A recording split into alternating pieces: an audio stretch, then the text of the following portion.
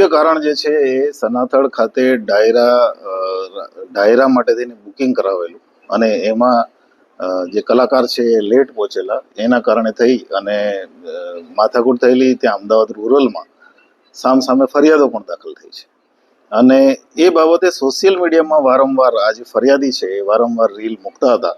અને એને કારણે થઈને બંને બાજુથી સોશિયલ મીડિયામાં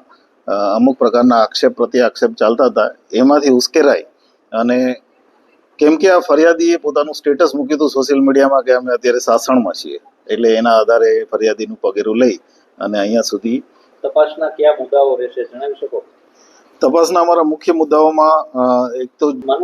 પ્રાઇમરીલી અમને એવું લાગે છે કે આ જે સોશિયલ મીડિયામાં એકબીજાને ફોલો કરતા હતા અને જે આરોપીઓ છે એ પ્રયત્નમાં હતા કે આ વ્યક્તિ જે ફરિયાદી છે એ જ્યારે પણ મોકો મળે ત્યારે એને બદલો લેવો, કેમ કે ફરિયાદીએ એમની બાઇક, એમની કાર